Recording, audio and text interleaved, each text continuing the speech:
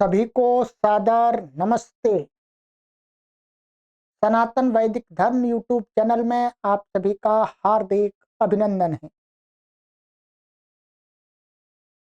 परमपिता परमेश्वर से आप सभी के उत्तम स्वास्थ्य, सुखमय, मंगलमय, शांतिमय, आनंदमय जीवन के लिए प्रार्थना करते हैं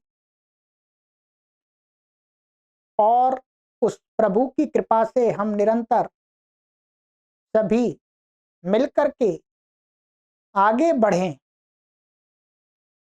धर्म के पथ पर आगे निरंतर बढ़ते ही जाएं, ऐसा हम सभी को प्रभु सामर्थ्य प्रदान करे।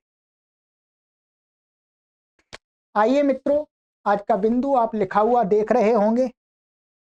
आपको थोड़ा आश्चर्य भी लग रहा होगा, परंतु आश्चर्य वाली कोई बात नहीं है। ठीक, विचार कर रहे हैं आपके साथ कुछ समय, जिससे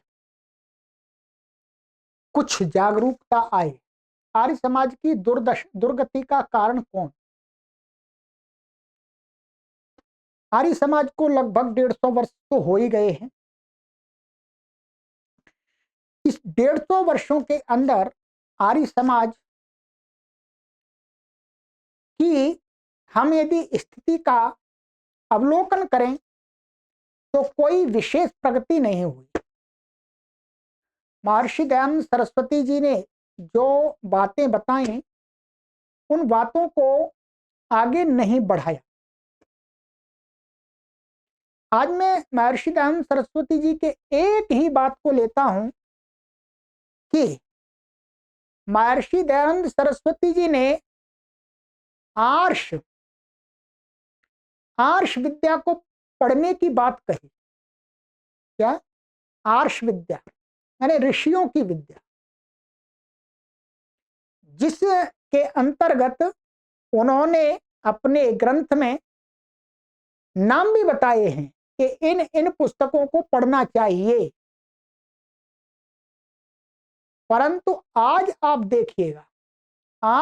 देखिएगा, आर्य समाज कहने को तो पूरे विश्व में फैला हुआ है, परंतु उस विश्व भर में फैले हुए आर्य समाज की संस्थानों के पास में कोई भी एक ऐसा संस्थान नहीं है, एक संस्थान ऐसा नहीं है जहां पर महर्षि दयानंद सरस्वती जी के बताए हुए शास्त्रों को क्रमबद्ध तरीके से पढ़ाने की व्यवस्था हो। आप मुझे बता दीजिएगा। मैं आर्य समाज में लंबे समय से जुड़ा हुआ हूं और जो भी आर्य समाज मंदिर हैं, उनके गुरुकुल से हैं, उन सभी की मुझे अच्छी जानकारी है, परंतु कोई भी ऐसा विद्यालय मेरी दृष्टि में नहीं आया है कि जिसमें महर्षि दयानंद सरस्वती जी ने जो ग्रंथ बताए हैं, उन सभी ग्रंथों को क्रम पूर्वक पढ़ाने की व्यवस्था की गई हो। इससे बड़ी दुर्गति क्या हो सकती है? मैं तो इससे बड़ी दुर्गति कुछ भी नहीं मानता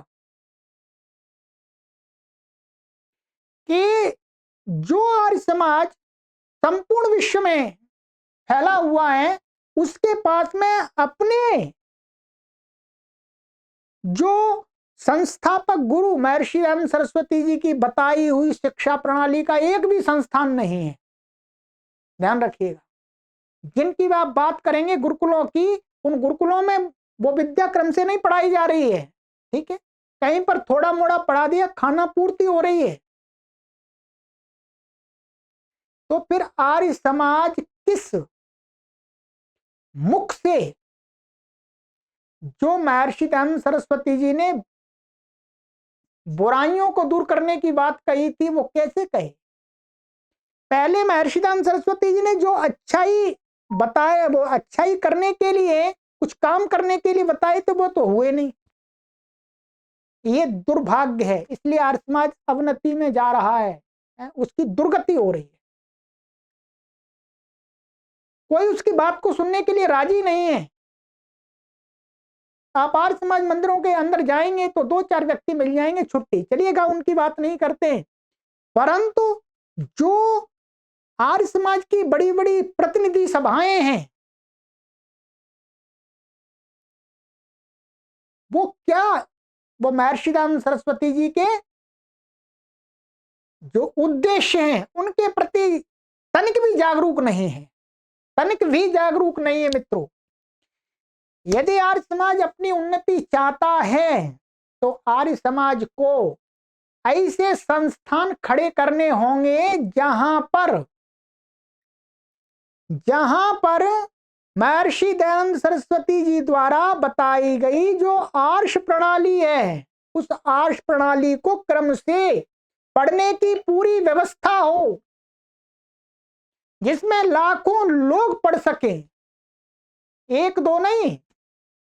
हम जिनकी बुराई करते हैं उन्होंने अपनी शिक्षा पद्धति को पढ़ाने के लिए, अपने विचारों को पढ़ाने के लिए, बढ़ाने के लिए लाखों लोगों की व्यवस्था कर रखी है, परंतु हमारे पास ऐसी कोई व्यवस्था नहीं, हमारे पास आर्य समाज के पास।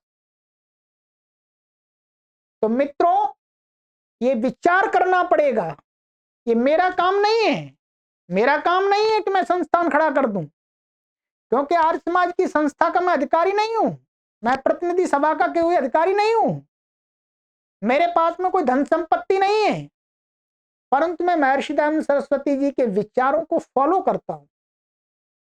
इसलिए महर्षि दयानंद सरस्वती जी का अधिकार जिन्होंने लिया है उन पर प्रश्न करना मेरा अधिकार है, मेरा अधिकार है। उनको आंखें खोल करके सोचना चाहिए, विचारना चाहिए कि हमने इस 150 वर्ष के अंदर क्या कोई ऐसा संस्थान तैयार किया जिसमें चारों वेदों को पढ़ाने वाले विद्वान मौजूद हों? नहीं है, कहीं पर नहीं है। वेदों की बात तो करते हैं, सबसे पहले वेदों की जय बोलते हैं, परंतु भाई वेदों को पढ़ने की व्यवस्था तो है ही नहीं।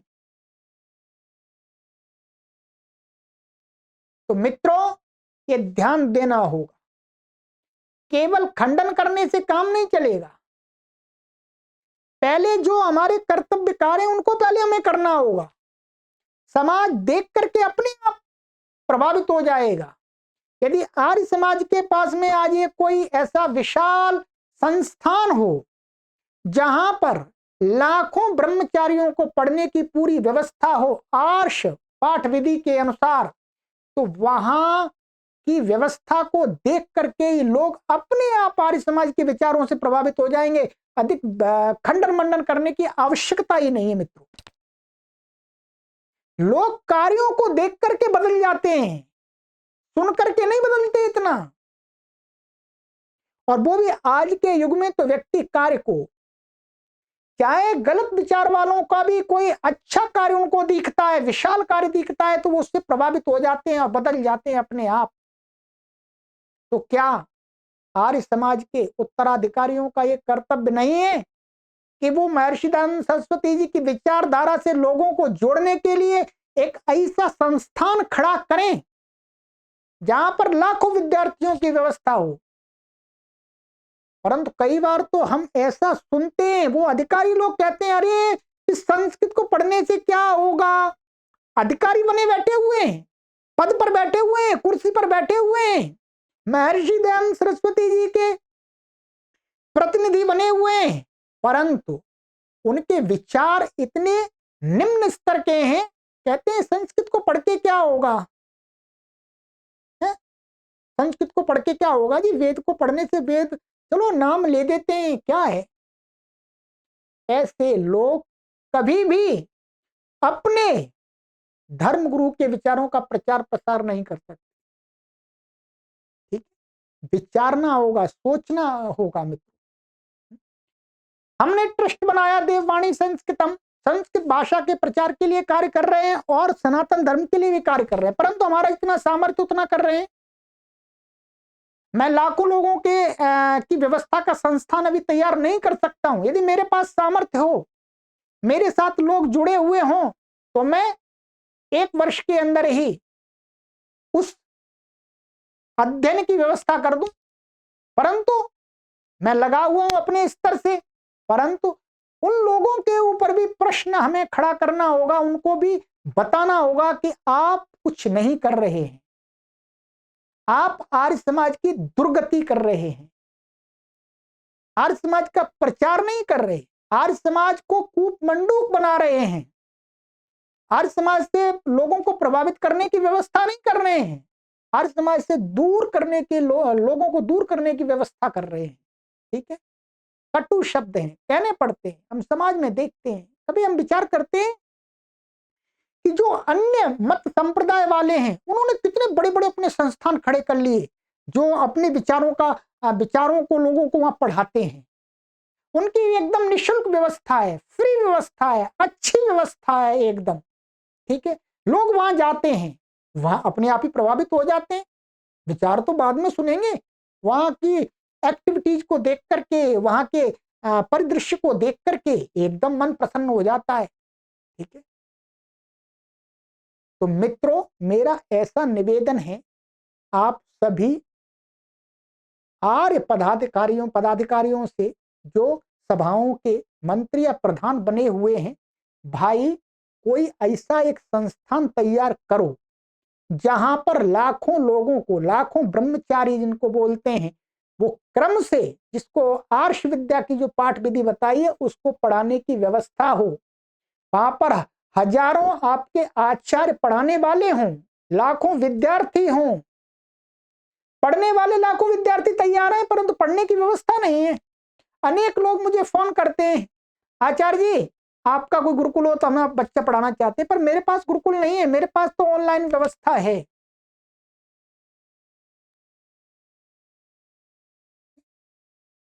तो इसके विषय में यदि आर्य समाज को अपने साथ लोगों को जोड़ना है, महर्षि दयानंद सरस्वती जी के विचारों को उनके अंदर डालना है, तो पहले कुछ करके दिखाना होगा।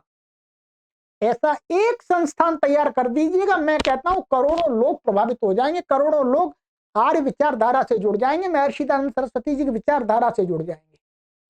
किसी के खंडन मंडन करने की आपको आवश्यकता नहीं पड़ेगी, आप दूर रहिएगा खंडन से। मैं कहता हूं आप जो करने वाले कार्य उनको करते जाइएगा, अपनी लकीर को बड़ा करते जाइएगा, पूरा काम तैयार हो जाएगा, लोग अपने आप जुड़ जाएंगे, किसी को कुछ बताने की आवश्यकता ही नहीं पड़ेगी, परंतु करना पड़ेगा तभी होगा मित्रों। ठीक है, ये कुछ बातें मैंने आपको ध्यान में बीच बीच में, मैं सोचता रहता हूं, वैसे तो अपने कार्य में बिजी रहता हूं, काफी सोचता हूं तो सोचता हूं आप तक पहुंचा दूं। ठीक है, शायद किसी व्यक्ति के काम में चली जाए तो कुछ कार्य बन जाए। और मेरा भी एक लक्ष्य है, अब लक्ष्य पूरा होगा कि नहीं होगा, ट्रस्ट की स्थापना हमारी हो चुकी है और देववाणी संस्कृतम ट्रस्ट अब ATG भी मिल गया है। अब आगे उस पर कार्य करेंगे कि कोई एक संस्थान तैयार करें जिसमें हजारों विद्यार्थी पढ़ने की व्यवस्था हो, परंतु उसके लिए हमें आर्थिक सहयोग लोगों का चाहिए, बड़े लोग चाहिए, बड़े स्तर पर चाहिए, तभी वो काम हो पाएगा। अभी तो हम अपने व्यक्तिगत स्तर से छोटे स्तर पर ही करने में समर्थ हैं, कर रहे हैं। ठीक है, यदि भगवान की कृपा रही तो वो काम भी हम अवश्य करेंगे। हमारे मस्तिष्क में अवश्य है कि हम एक ऐसी व्यवस्था दें, लाखों विद्यार्थी, हजारों विद्यार्थियों की, जहां पर दिखे कि हाँ ये वैदिक गुरुकुल है, ये आर्ष गुरुकुल है, ये ऋषियों की विद्या का गुरुकुल है, यहाँ पर उपनिषदों की विद्या दी जाती है, यहाँ पर संपूर्ण पाणिनीय व्याकरण पढ़ाया जाता है, वेद पढ़ाए जाते हैं। ठीक है, ऐसी व्यवस्था देने का एक संरचना है, परंतु उस संरचना से पहले मैं इन सभी लोगों को ही कहूंगा कि आप ही करें तो अच्छा है। ठीक है, चलिए सभी को सादर नमस्ते। आपको ये विचार अच्छे लगे हों तो और जो आर्य समाज के जुड़े हुए हैं अथवा दूसरी विचारधारा से जुड़े हैं उन तक भी पहुंचाइएगा। ठीक है, सभी को पुनः नमस्ते।